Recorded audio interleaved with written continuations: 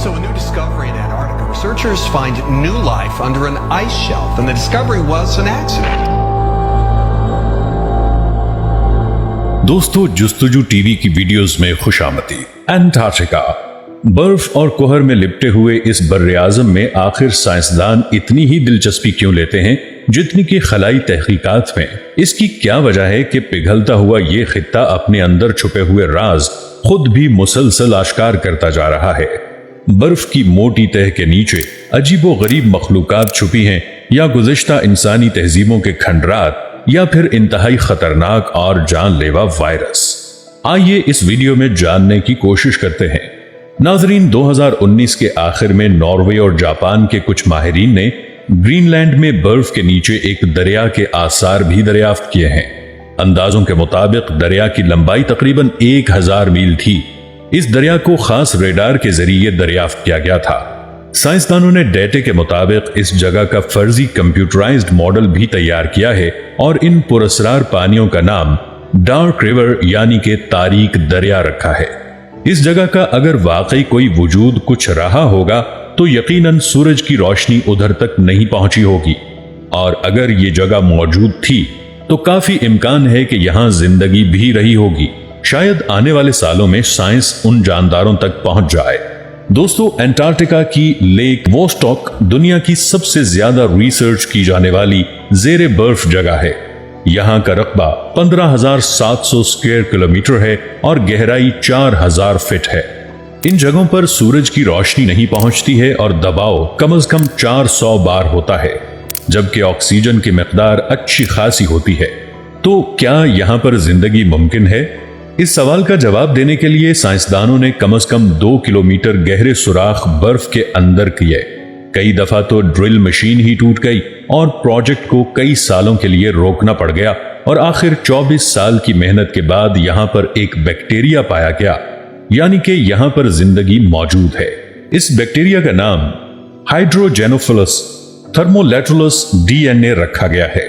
इसको 2004 में दरियाफ्त किया गया। ये आमतौर पर गर्म पानियों में ही पाया जाता है। इसका दर्जा हरारत 50 या 52 सेल्सियस होता है। मजीद होने वाली तहकीकात ने उस वक्त साइंसदानों को बौखला दिया जब लेक वोस्टॉक के सैंपल्स में ऐसे जेनेटिक मटेरियल्स पाए गए जो कि मालूम शुदा समुद्री जानवरों, जिनमें मछलियां भी शामिल हैं, उनमें पाए गए हैं।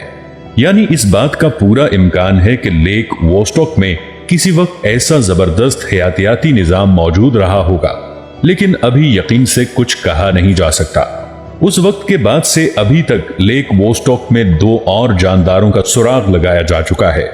हो सकता है कि जिस वक्त ड्रिल मशीन बराह रास्त समुंदर की तह तक पहुंच जाएं, तब मजीद चौंका देने वाले हकायक सामने आए। लेकिन इतना यकीनी है कि ये इलाके जिंदगी से मुकम्मल तौर पर खाली नहीं है। सादा अल्फाज में यह भी कहा जा सकता है कि इन बातों का इन्हिसार ड्रिलिंग टेक्नोलॉजी की तरक्की पर है, क्योंकि इससे मजीद शफाफ सैंपल्स हमें मिलना शुरू हो जाएंगे।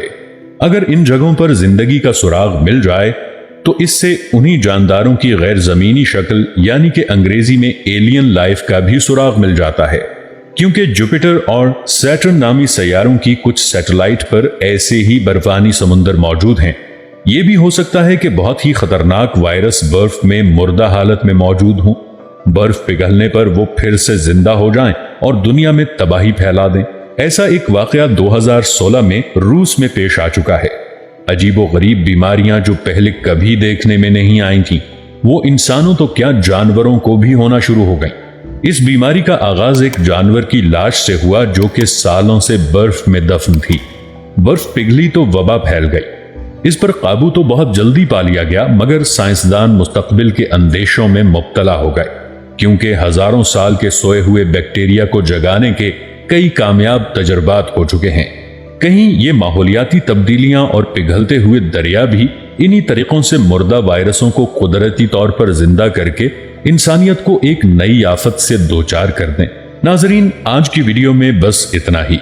ये वीडियो आपको कैसी लगी, हमें अपनी कीमती राय से जरूर आगाह कीजिएगा, और मजीद आने वाली इंफॉर्मेटिव वीडियोस देखने के लिए इस चैनल को सब्सक्राइब करना मत भूलें।